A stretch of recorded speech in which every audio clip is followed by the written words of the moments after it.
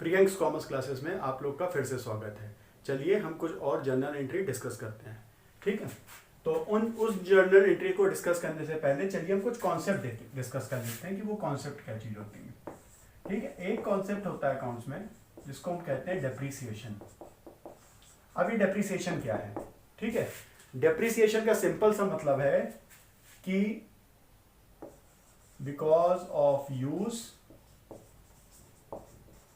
या passage of time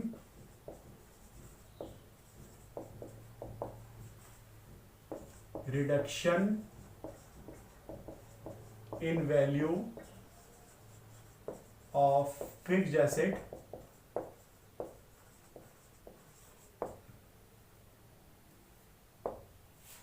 ठीक। Depreciation का कॉन्सेप्ट सिंपल सा ये है कि जो भी फिक्स्ड एसेट हम परचेज करते हैं अपने बिजनेस के लिए, फिक्स्ड एसेट क्या है? जिसमें हम ट्रेड नहीं कर रहे हैं, वो एसेट इसलिए खरीदा जा रहा है ताकि हम उसको बिजनेस में इस्तेमाल करें, पर रीसेल करने के लिए नहीं, केवल उसको बिजनेस में इस्तेमाल करके अपनी या तो एफिशिएंसी बढ़ा रहे हैं या वहाँ का एनवायरनमेंट बढ़िया कर रहे हैं या और भी बहुत सारी चीजें हो सकती हैं। ठीक है, पर उसमें हम ट्रेड नहीं कर रहे होंगे, वहाँ हमारा इंटेंट ये नहीं होगा कि उसको खरीद के हमें बेचना है। तो इसके अलावा जो भी आप खरीदते हो बिजनेस में तो आप फिक्स्ड एसेट कहते हो। फिर से एग्जांपल मैं बता रहा हूँ, फर्नीचर की दुकान है, एसी लगा हुआ है, जो फर्नीचर आप खरीद रहे हो वो तो गुड्स है क्योंकि वो खरीद के बेचोगे, पर वो जो एसी लगा है वो खरीद के बेचने के लिए नहीं है, उसको आप फिक्स्ड एसेट कहोगे। तो डेप्रिसिएशन क्या कहता है? डेप्रिसिएशन का कॉन्सेप्ट ये कहता है कि जो भी हम एसेट खरीदते हैं, फिक्स्ड एसेट खरीदते हैं बिजनेस में, वो या तो अपने यूज के कारण या आपने यूज नहीं किया, रखे रहे, तो पड़े पड़े उसकी जो वैल्यू होती है वो कम हो जाती है। इस चीज को हम डेप्रिसिएशन कहते हैं। क्या होता है डेप्रिसिएशन? डेप्रिसिएशन कहता है, डेप्रिसिएशन का कॉन्सेप्ट कहता है कि जो फिक्स्ड एसेट हमारा होता है, या तो इसके इस्तेमाल के कारण, और मान लो आप इस्तेमाल नहीं कर रहे हो पर लगा रहा, ठीक, 2-4 साल 5 साल, तो अगर वो लगा भी रहा, टाइम बीता भी, तब भी उसकी वैल्यू कम हो जाती है, इसको हम कहते हैं डेप्रिसिएशन। अब ये जो डेप्रिसिएशन है, इसका जो नॉमेनक्लेचर एक तरह से होता है, ये होता है नॉमिनल अकाउंट। ठीक, तो अगर हम आपसे ये कहें कि ये आ जाए ट्रांजैक्शन लिखने को कि इसकी जर्नल एंट्री करिए, depreciation charge on furniture at the rate of 10% per annum. ठीक, और फर्नीचर की वैल्यू है, क्योंकि जब तक वैल्यू नहीं पता होगी आपको तो कैलकुलेट कैसे करोगे? फर्नीचर की वैल्यू है 7,000 रुपए। ठीक, अब क्या करोगे? सबसे पहले तो इसको कैलकुलेट कर लो कि डेप्रिसिएशन हुआ कितना। डेप्रिसिएशन इन्होंने कहा है 10% पर एनम है। अगर इस तरह दे रखा होगा तो आप कैलकुलेट करेंगे 7,000 इंटू 10%, 700 रुपए। 700 रुपए साल का डेप्रिसिएशन हुआ। ठीक है, अगर कोई मशीन बीच में खरीदी जाती है, मान लीजिए 5 ही महीने हुए तो 5 महीने का डेप्रिसिएशन लग जाएगा। 6 महीने ही बिजनेस में है तो 6 महीने का डेप्रिसिएशन लग जाएगा। और अगर पूरे साल इस्तेमाल होती है बिजनेस में तो उसमें हम क्या कहेंगे? पूरे साल का लग गया। तो सीधे 7,000 का 10% 700 आ गया। ठीक, अब इसमें आप अकाउंट सेलेक्ट करेंगे, तो एक अकाउंट सेलेक्ट करेंगे आप, डेप्रिसिएशन होता है ना ट्रांजेक्शन में, सबसे पहले अकाउंट सेलेक्ट करते हैं कि कौन से दो अकाउंट में इंपैक्ट जाता है। तो पहला सेलेक्ट किया हमने डेप्रिसिएशन। डेप्रिसिएशन मैंने क्या बताया? कौन सा अकाउंट है? नॉमिनल। ठीक, और नॉमिनल में भी ये खर्चा माना जाता है। अब खर्चा है तो नॉमिनल का रूल क्या कहता है? Debit all expenses. Gain income तो है नहीं है, डेबिट ऑल एक्सपेंसेस। दूसरा आप सेलेक्ट करोगे फर्नीचर। ठीक, फर्नीचर क्या होता है? रियल। अब रियल अकाउंट का रूल तो ये कहता है debit what comes in, credit what goes out. अब इस डेप्रिसिएशन के चक्कर में कुछ गया आया तो नहीं है, ये बात समझ लीजिए। ठीक है, तो इसको समझेंगे कैसे? इसको समझेंगे ऐसे, देखिए, जब आप फर्नीचर खरीदते हो बिजनेस में, एसेट खरीदते हो, तो आप क्या करते हो? फर्नीचर डेबिट कर देते हो, आ रहा है टू बैंक या कैश जो भी हुआ। अब क्योंकि उसी फर्नीचर की वैल्यू कम हो रही है, खरीदते वक्त उसकी वैल्यू बढ़ती है तो उसको डेबिट कर रहे होते हो आप। अब डेप्रिसिएशन के कारण उसी एसेट की वैल्यू कम हो रही है तो उसी एसेट को आप क्रेडिट कर दोगे। तो ये रियल अकाउंट है, पर इसमें अगर आप ये कहो कि वर्ड बाय वर्ड वही रूल अप्लाई हो जाए, debit what comes in, credit what goes out, तो आप अप्लाई नहीं कर पाओगे। क्यों अप्लाई नहीं कर पाओगे? उसका कारण ये है कि इस डेप्रिसिएशन के कारण कुछ आ जा रहा ही नहीं है। ये तो आपने बिजनेस में उस समय एसेट खरीदा था, अब आप केवल इस्तेमाल कर रहे हो, उस इस्तेमाल के कारण वैल्यू कम हो रही है। तो यहाँ पे जो फर्नीचर सेलेक्ट किया है उसका लॉजिक सिर्फ इतना सा है कि जब आपने फर्नीचर ये खरीदा था या जब भी बिजनेस में एसेट आता है, आने का मतलब पहले जीरो वैल्यू थी, कुछ नहीं था हमारे पास, अब आया एसेट बिजनेस में तो हम उसको डेबिट कर दे, तो उस एसेट को क्यों, डेबिट व्हाट कम्स इन। अब उसी फर्नीचर की क्योंकि वैल्यू हम कम कर रहे हैं, तो जब बढ़ाई थी तो डेबिट किया था, अब कम कर रहे हैं इसलिए इसी फर्नीचर को आप क्रेडिट कर दोगे। इसमें वो वाला रूल फुल्ली एप्लीकेबल नहीं होगा, पर होगा फर्नीचर क्रेडिट। तो अगर हम इसकी जर्नल एंट्री आपको बनाने को कहें तो जैसे ये है डेट पर्टिकुलर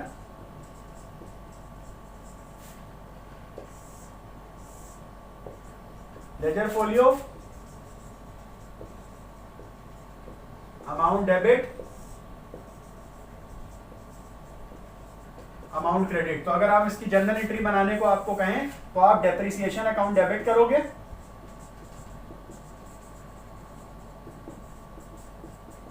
ठीक, और फर्नीचर क्रेडिट कर दोगे। फर्नीचर क्रेडिट करने का ध्यान रखिएगा, कोई वैसा लॉजिक नहीं है कि फर्नीचर रियल है तो debit what comes in credit what goes out कर देंगे। यहां उस लॉजिक के साथ आप चलोगे तो कुछ आ जा नहीं रहा, आप फर्नीचर क्रेडिट नहीं कर पाओगे।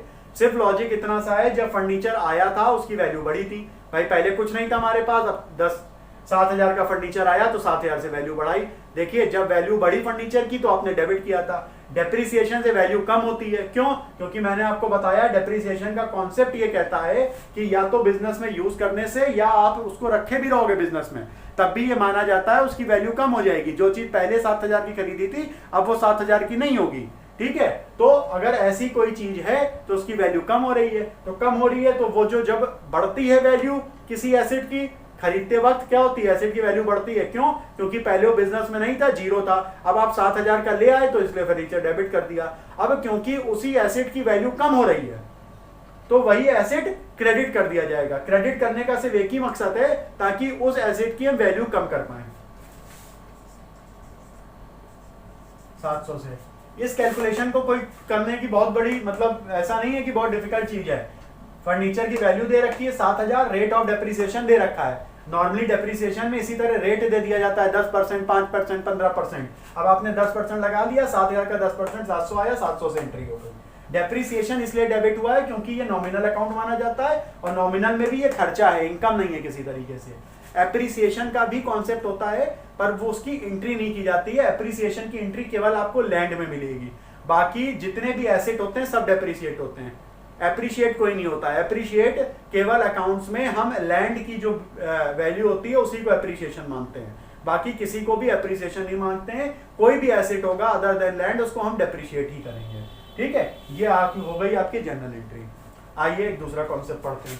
अगला कॉन्सेप्ट है हमारा इंटरेस्ट ऑन कैपिटल। अब ये क्या चीज होती है? कैपिटल तो पता है आप लोग को, कैपिटल क्या चीज होती है? बिजनेस होता है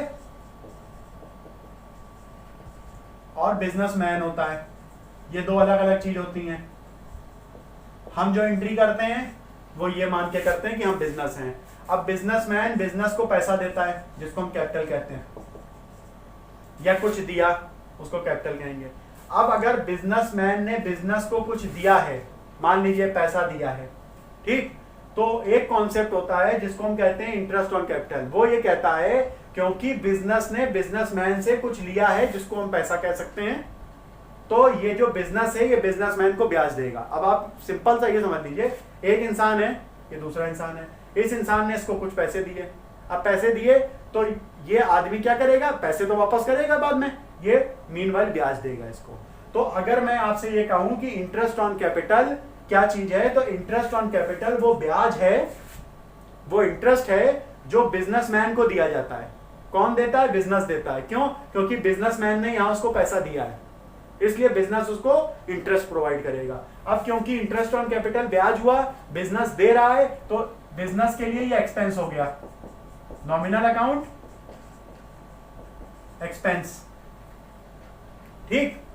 और रूल क्या कहता है नॉमिनल अकाउंट का? Debit all expenses, credit all income and gain. ये एक्सपेंस है तो डेबिट हो जाएगा, इंटरेस्ट ऑन कैपिटल आपका क्या हुआ बिजनेस के लिए खर्चा हुआ, इसलिए इसको डेबिट कर देंगे। तो अगर मैं आपको एंट्री करने को बोलूं तो आप बोलोगे इंटरेस्ट ऑन कैपिटल नॉमिनल है, तो ये डेबिट हो जाएगा। ठीक, मैंने फॉर्मेट नहीं बनाया इसका, फॉर्मेट वही है, date, particulars, ledger folio, amount debit, amount credit. लीजिए खींच देते हैं, चलिए। ठीक, इंटरेस्ट ऑन कैपिटल,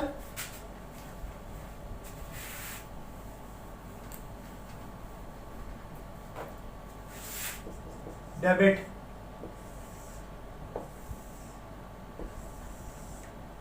ठीक। अब ये मान लीजिए कैपिटल इसने 70,000 दी थी, 70,000 का आपने निकाल लिया, 10% मान लीजिए इंटरेस्ट ऑन कैपिटल था, 7,000 निकाल लिया। ये 7,000 बिजनेस के लिए खर्चा हो गया, और क्रेडिट किसको कर देंगे, इसके कैपिटल अकाउंट को डेबिट क्रेडिट कर देंगे। ध्यान रखिएगा, बिजनेसमैन कभी नहीं लिखते हैं, बिजनेसमैन अपनी कैपिटल से जाना जाता है, अपनी ड्राइंग से जाना जाता है। तो कैपिटल अकाउंट इसका क्या कर दिया जाएगा, क्रेडिट कर दिया जाएगा, और यहां भी 7,000 रुपए लिख दिए जाएंगे। ठीक, बिजनेसमैन को कैपिटल रिप्रेजेंट करती है, इसको इसकी कैपिटल के नाम से जाना जाता है, तो यहां कैपिटल लिख देंगे। अब ये रूल में ये क्रेडिट क्यों हुआ है ये समझिए। बिजनेसमैन क्या है, एक बात ये समझ लीजिए, बिजनेसमैन क्या है, पर्सनल है। पर्सनल का रूल क्या होता है, debit the receiver, credit the giver. Giver किस लॉजिक से हो गया कि वो जो आदमी है जिसको हमें ब्याज देना था, उस आदमी ने क्या करा, उस आदमी ने कहा ये पैसा मैं अभी ले नहीं रहा हूं आपसे, कैश आप मुझे मत दीजिए, इसको आप बिजनेस में ही इन्वेस्ट रखिए। तो इसलिए ये गिवर कहला गया, और क्योंकि ये गिवर कहला गया इसलिए हमने इसको क्रेडिट कर दिया है। ये रूल थोड़ा सा टिपिकल हो गया यहाँ पे अप्लाई करना, क्यों, क्योंकि ये बाय वर्ड आपको नहीं दिखेगा ये क्रेडिट द गिवर कैसे हुआ। भाई पर्सनल अकाउंट का रूल क्या कहता है, debit the receiver, credit the giver. ठीक, अब आप कहोगे भाई इस ट्रांजैक्शन में अगर इंटरेस्ट ऑन कैपिटल बिजनेसमैन को दे रहा है तो इस हिसाब से तो वो रिसीवर हुआ तो डेबिट करना चाहिए था, आप इसको क्रेडिट क्यों करे पड़े हो, आप डेबिट खर्चा कर रहे हो, इसको आप डेबिट कर दो। तो भैया दो डेबिट नहीं हो सकते, एक क्रेडिट जरूर मिलना चाहिए उसके साथ, या दो क्रेडिट नहीं हो सकते, एक डेबिट जरूर होना चाहिए। तो इस ट्रांजैक्शन को समझने का सबसे अच्छा तरीका यह है कि बिजनेस तो बिजनेसमैन को दे रहा है, उसने ये रिकॉग्नाइज किया कि हाँ ये मेरा खर्चा है, ये मुझे आपको देना है। अब बिजनेसमैन ने क्या किया, अब देखिए इसमें कैश नहीं इन्वॉल्व है, कैश इन्वॉल्व नहीं होने का मतलब ये पैसा आउट नहीं हुआ है। तो आउट नहीं होने का मतलब कि सेम अमाउंट जो ब्याज है वो बिजनेस में ही रह गया, वो पैसा जो है वो एक तरह से बिजनेस में ही रह गया, आउट तो हुआ नहीं, बिजनेसमैन ले तो गया नहीं, उसने तो और ये 7,000 को बिजनेस में ही रखा हुआ है। ठीक, तो इस हिसाब से ये 7,000 उसने बिजनेस में और अभी लगा दिया, ये उसको देने थे वो ले नहीं गया, उसने बिजनेस में ही छोड़ दिया। तो इसको इसलिए क्रेडिट किया गया है कि वो क्रेडिट द गिवर इस सेंस में हो गया कि ये पैसा उसको ले जाना था, वो ले नहीं गया, उसने बिजनेस में ही अभी छोड़ रखा है। इसलिए ये कैपिटल अकाउंट में कैपिटल पर्सनल अकाउंट होता है, और इसलिए इसको क्रेडिट गिवर किया हुआ है। इसका और कोई लॉजिक नहीं है, अगर आप इसी लॉजिक से समझोगे तो समझोगे, ठीक है। इसका क्योंकि और दूसरा लॉजिक नहीं है कि ये, क्योंकि आप अगर नॉर्मल सेंस में देखोगे तो आप ये कह दोगे डेबिट द रिसीवर है। भैया रिसीवर तो तब ये होता जब ये पैसा ले जाता, अभी पैसा ले गया ही नहीं है। उसने तो ये कहा कि भैया ऐसा है, आपको मुझे 7,000 रुपए देने थे, हम अभी ले नहीं जा रहे हैं, अपने पास ही रखो, तो ये तो गिवर हो गया ना आपका इस सेंस में। इसलिए इसको कैपिटल को हमने कैपिटल अकाउंट को क्रेडिट किया है, और कोई लॉजिक नहीं है। दूसरा, अगर आप लॉजिक वो अमेरिकन सिस्टम से समझना चाहते हो तो उसमें देखिए जब जब लायबिलिटी बढ़ती है, आप उसमें जाके देखिएगा वीडियो में जहां मैंने अमेरिकन सिस्टम पर समझाया था, जब जब लायबिलिटी बढ़ती है तब तब क्रेडिट किया जाता है। भैया बिजनेस ने कहा हमें 7,000 रुपए देने हैं, अभी दिए नहीं हैं, केवल फैक्ट रिकॉर्ड किया गया है कि ये खर्चा मान लिया और कह दिया कि भैया इतने से हमने लायबिलिटी बढ़ा ली, अभी दिए नहीं है, अभी आपको हम बढ़ाए ले रहे हैं कि हाँ देने हैं, ये एक्सेप्ट कर रहे हैं, इसलिए क्रेडिट कर दिया गया। उस लॉजिक से समझना थोड़ा सा आसान हो जाता है। पर ब्रिटिश सिस्टम के लॉजिक से क्या कहता है, डेबिट ये हो गया नॉमिनल अकाउंट, डेबिट हो गया, समझ में आ गया, खर्चा है ये आपका। ये क्रेडिट क्यों हुआ है, क्योंकि ये पैसे इसको देने थे बिजनेस को, इसने एक्सेप्ट कर लिया हाँ मुझे देने हैं, पर ये ले नहीं गया, इसने बिजनेस में ही छोड़ दिए। और जब बिजनेस में ही छोड़ दिया तो इसका मतलब ये पैसा उसने एक तरह से बिजनेस में ही दे दिया कि अभी इसको इस्तेमाल कर लो, बाद में देखा जाएगा। तो ये रिसीवर इस एंड पे, ये गिवर इस कारण से हो गया, इसलिए हमने इसको क्या किया हुआ है, क्रेडिट किया हुआ है। अब समझ लेते हैं अगला कॉन्सेप्ट जो है इंटरेस्ट ऑन ड्राइंग। अब ये इंटरेस्ट ऑन ड्राइंग क्या होता है ये समझ लीजिए। फिर वही बात, बिजनेस में एक बिजनेस होता है, एक बिजनेसमैन होता है। ड्राइंग में क्या होता है, बिजनेस से पैसा गया, बिजनेसमैन ने ले लिया, इस्तेमाल कर लिया, इसको ड्राइंग कहते हैं। अब क्योंकि इसने पैसा इस्तेमाल किया है, इसका इस्तेमाल किया है, तो ये बेसिकली इंटरेस्ट देगा। तो बिजनेस के लिए ये जो इंटरेस्ट है ये इनकम कहला गई। ध्यान रखिए, एंट्री हम बिजनेस की करते हैं, बिजनेसमैन की नहीं। तो ये ना कहिएगा खर्चा है ये, भैया बिजनेस के लिए तो इनकम ही है। तो इंटरेस्ट ऑन ड्राइंग नॉमिनल हुआ और क्रेडिट इनकम हुई। और ये जो बिजनेसमैन है पर्सनल है, ठीक, और इसको हम करेंगे डेबिट, रिसीवर। अब ये रिसीवर कैसे ये समझ लीजिए, क्योंकि ऐसा तो आपको लगेगा ये तो देने वाला है। जैसे कैपिटल होता है ना, उसी तरह सेम चीज ड्राइंग में समझनी है। अब इसमें हम क्या करेंगे, ड्राइंग अकाउंट डेबिट कर देंगे।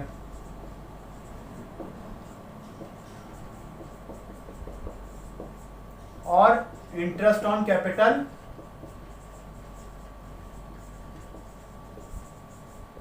इंटरेस्ट ऑन ड्राइंग क्रेडिट कर दी जाएगी।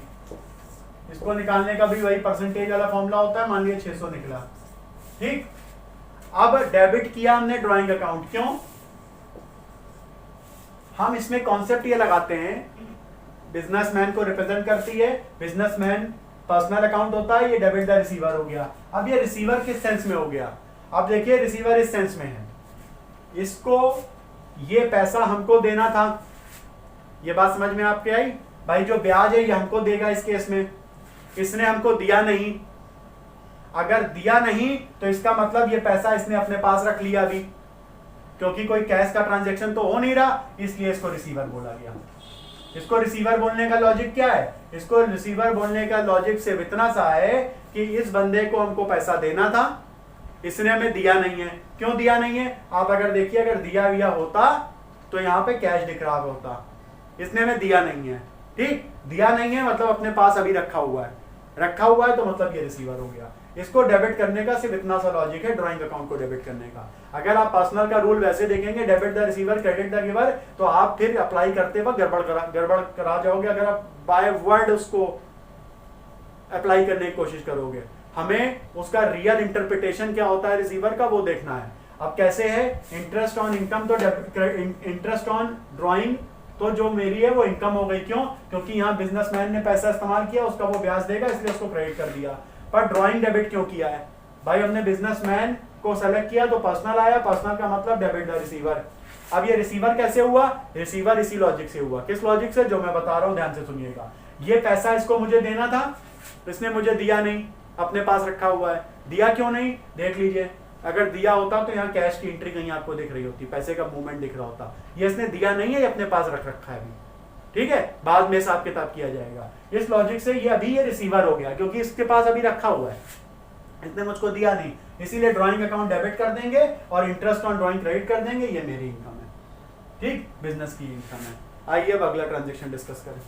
सेक्शन है, मान लीजिए लॉस बाय फायर हो गया और गुड्स हमारे 9,000 रुपए के ये डिस्ट्रॉय हो गए,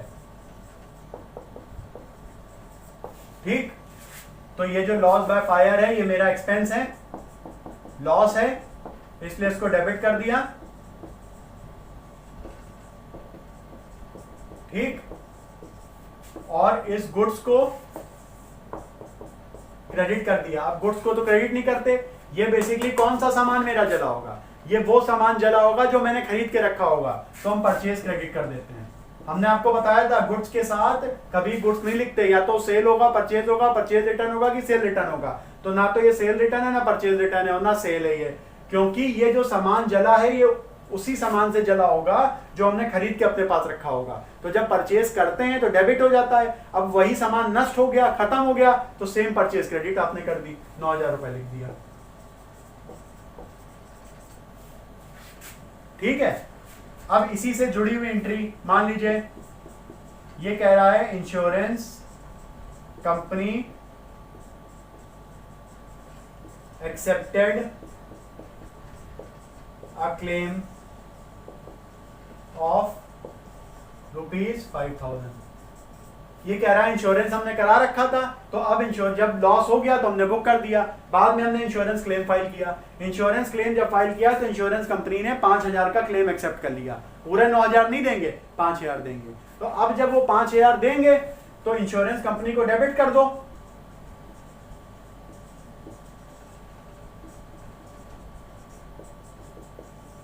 और ये जो लॉस है इसको क्रेडिट कर दो। क्यों? क्योंकि अब लॉस कितने का रह गया? लॉस तो 4,000 का रह गया ना, तो 5,000 से लॉस को क्रेडिट कर दो। क्यों?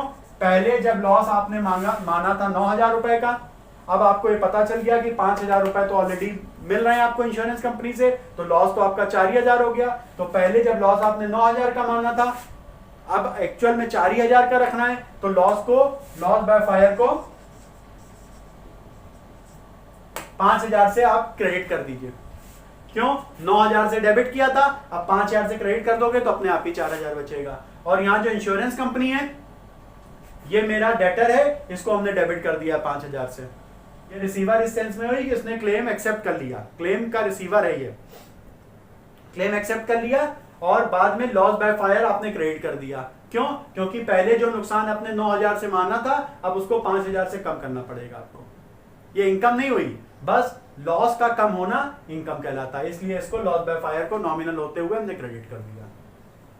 ठीक, तो अगर जब आपको लॉस हो तो पूरा लॉस बुक कर लीजिए आप। सामान आपका गुड्स जला था तो परचेज क्रेडिट होगा, लॉस डेबिट हो गया। ठीक, अब यही जब इंश्योरेंस कंपनी क्लेम एक्सेप्ट कर लेगी, ठीक, तो आप क्या करेंगे? इस लॉस को आपको कम करना पड़ेगा। क्यों? क्योंकि अब 5,000 रुपए तो इंश्योरेंस कंपनी खुद कह रही है हम आपको देंगे। ठीक, तो इस लॉस को कम करने का मतलब ये है कि जितने से पहले डेबिट किया था, जितना पैसा मिल रहा है, क्लेम एक्सेप्ट हो गया, उतने से आप क्रेडिट कर दीजिए और इंश्योरेंस कंपनी को डेबिट कर दीजिएगा। ठीक है, ताकि इंश्योरेंस कंपनी जो है ये आपका डेटर बन गया, अब आपको इससे पैसे मिलेंगे। ठीक, एंट्री और है फ्री सैंपल डिस्ट्रीब्यूशन। ठीक है, कोई कंपनी मान लीजिए शैम्पू बनाती है तो उससे पहले वो फ्री डिस्ट्रीब्यूट करती है, आपने देखा भी होगा। मान लीजिए 9,000 का सामान आपने फ्री सैंपल डिस्ट्रीब्यूशन में दे दिया, इसकी जर्नल एंट्री क्या होगी? फ्री सैंपल एक तरह का एडवर्टीजमेंट होता है, इसलिए इसको डेबिट कर देते हैं।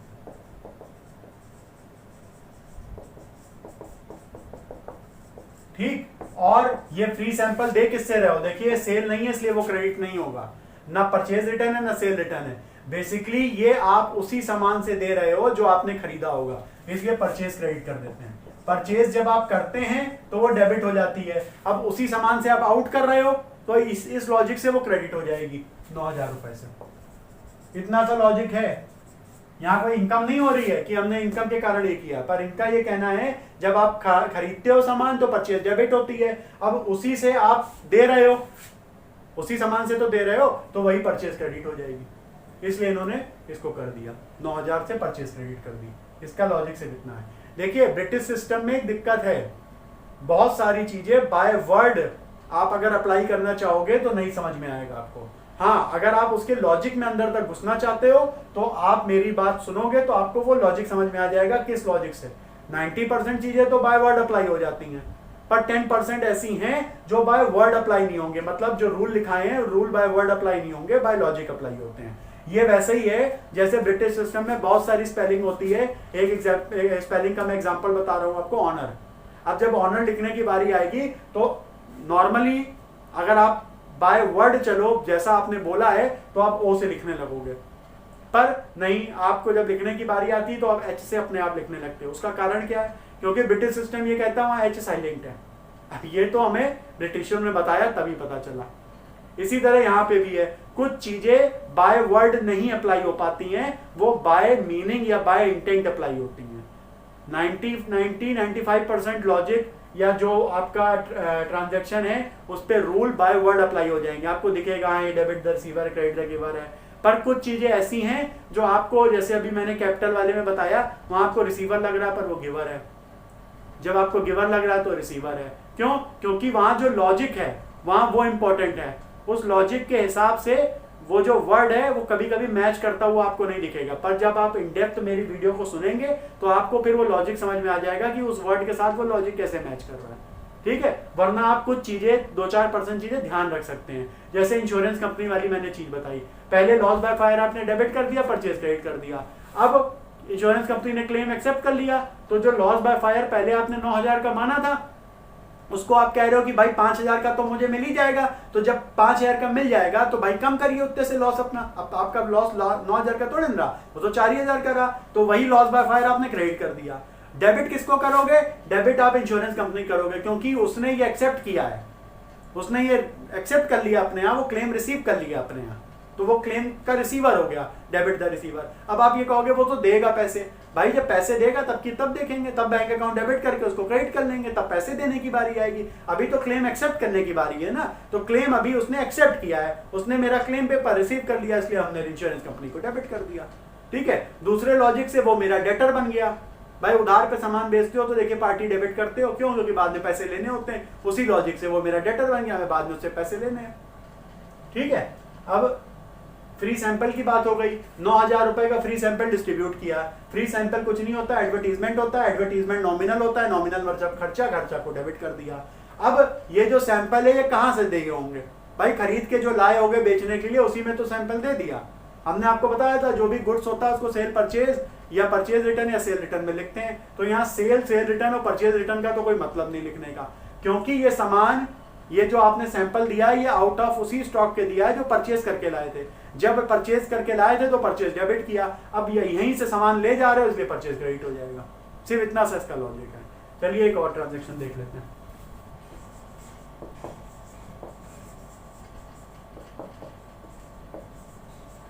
जैसे मान लीजिए पेड रेंट इन एडवांस है। अब आपने एडवांस में रेंट पे कर दिया 8,000 रुपए, ठीक, मान लीजिए कैश में पे किया। अब आपको हम कहें एंट्री करिए तो आप पहले कैश सेलेक्ट करोगे, कैश होता है रियल, और दूसरा रेंट इन एडवांस सेलेक्ट करोगे। ये क्या होता है? ये पर्सनल होता है। ये पर्सनल किस हिसाब से? ये पर्सनल इस हिसाब से कि ये उस आदमी को रिप्रेजेंट कर रहा है जिसने हमसे पैसा ले लिया है एडवांस में, ठीक है, इसलिए पर्सनल है। तो यहाँ पे इसको पैसा मिल रहा है इस आदमी को, इसलिए डेबिट द रिसीवर है, और कैश आउट हो रहा है इसलिए ये क्रेडिट हो गया। तो यहाँ पे एंट्री हमने कर दी रेंट इन एडवांस, या दूसरे सेंस में इसको दूसरे वर्ड्स में लिखते हैं prepaid rent, debit to cash. मान लीजिए 8,000 है, तो हाँ 8,000 है तो 8,000। सिंपल सी बात है। रेंट इन एडवांस किसको रिप्रेजेंट करता है? ये उस इंसान को रिप्रेजेंट करता है जिसको एडवांस में हमने पैसा दिया। तो ये पर्सनल है, यहाँ इसको पैसा मिल रहा है, ये डेबिट द रिसीवर हो गया, कैश आउट हो रहा है, कैश क्रेडिट हो गया है। इसमें थोड़ा सा टिपिकल कर देते हैं, वो करते हैं टिपिकल ऐसे कहते हैं, मान लीजिए वो लिखते हैं इस तरह है। एक एग्जांपल मैं बता रहा हूं आपको।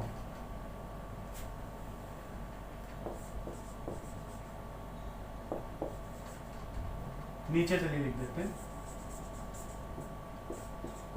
Rent paid rupees 9,000, out of this 2,000 is in advance.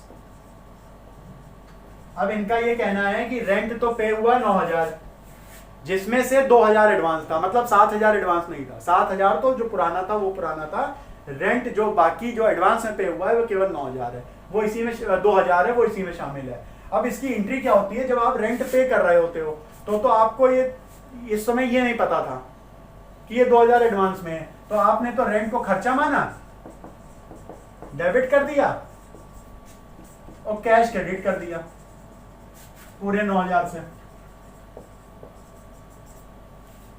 ये आपने रेंट की एंट्री कर दी। बाद में आपको पता चला भैया इसमें से 2,000 तो एडवांस में था। अब अगर एडवांस में था तो इसका मतलब वो अभी का खर्चा है ही नहीं, वो तो उस पीरियड का खर्चा है जो आगे है, क्योंकि अभी तो हमने ये 2,000 केवल एडवांस में दिया हुआ है। तब एक क्या करते हैं, एक रेक्टिफिकेशन एंट्री एक तरह से पास करते हैं। क्यों? क्योंकि यहां हमने रेंट 9000 से डेबिट कर दिया, हमने 9000 से खर्चा मान लिया, जबकि एडवांस जो होता है वो खर्चा नहीं होता है, अभी के लिए वो खर्चा नहीं है, वो बाद के लिए खर्चा है, जिस पीरियड का है वो उस पीरियड में खर्चा माना जाएगा। तो हम ये क्या करते हैं, यहां पे प्रीपेड रेंट डेबिट कर लेते हैं, क्योंकि प्रीपेड रेंट तो उस आदमी को रिप्रेजेंट करता है जिसको हमने एडवांस दिया, तो ये डेबिट द रिसीवर है 2000 से, ठीक। और ये जो खर्चा है, ये रेंट हमने पहले 9000 से बुक किया था, हमें 2000 से रिवर्स करना पड़ेगा। क्यों? क्योंकि मेरा इस पीरियड का खर्चा केवल 7000 है, 2000 एडवांस का था, तो हम ये जो रेंट है इसको क्रेडिट कर देते हैं 2000 से। देखिए पहले 9000 से डेबिट किया और 2000 से क्रेडिट किया, अब अल्टीमेटली 7000 ही डेबिट में बचा, मतलब 60000 का ही खर्चा बचा। और प्रीपेड यहाँ पे डेबिट कर लेते हैं, क्योंकि ये उसको रिप्रेजेंट करता है, प्रीपेड जो पर्सनल अकाउंट होता है, और ये उसको रिप्रेजेंट करता है जिसने रिसीव किया है, तो इसलिए डेबिट द रिसीवर के लॉजिक से इसको हम डेबिट कर लेते हैं। और ये जो रेंट क्रेडिट क्यों किया है, इसका सिंपल सा लॉजिक है, कोई इनकम नहीं हो गई मेरी यहाँ पे, यहाँ से क्रेडिट इसलिए ये किया है क्योंकि जब नॉमिनल अकाउंट में इसको खर्चा मान के डेबिट किया था, अब इस खर्चे को हमें रिवर्स करना है 2000 से। क्यों करना है? क्योंकि एडवांस को खर्चा नहीं माना जाता है, इस पीरियड का खर्चा नहीं है, जिस पीरियड का हमने पे किया तब हम खर्चा मान लेंगे इसको, पर अभी का हम खर्चा नहीं मानेंगे। तो अभी का खर्चा नहीं मानने का मतलब पहले आपने मान लिया 9000 पूरा, अब आपको 2000 से नहीं मानना है तो 2000 से रिवर्स कर दिया, जितने से नहीं मानना उतने से रिवर्स कर दिया। तो 9000 से माना था, 2000 से नहीं माना, अल्टीमेटली 7000 से मान लिया ओवरऑल में। तो उस केस में जब इस तरह से लिखा जाता है तो एंट्री ये पास करते हैं, तब वो डायरेक्ट वाली एंट्री नहीं करते हैं कि जब वो कब करते हैं, जब आपको पहले ही बता दिया जाता है कि एडवांस है, तो आपने प्रीपेड डेबिट टू बैंक कर लिया। पर जब आपने खर्चा एक दे दिया, 9000 दे दिया, पता बाद में चला कि इसमें कितना एडवांस था और कितना अभी का था, तब एंट्री इस तरीके से पास करते हैं। ठीक है, तो आज की क्लास यही खत्म करते हैं, और प्रियंक कॉमर्स क्लासेस की वीडियो देखने के लिए आप लोग का बहुत बहुत धन्यवाद। लाइक शेयर सब्सक्राइब करते रहिएगा मेरे चैनल को, बेल आइकन जरूर दबाइएगा ताकि जो भी नोटिफिकेशन है वो आपको पहले से पता चल जाए। प्रियंक कॉमर्स क्लासेस को देखने के लिए आपका बहुत बहुत धन्यवाद।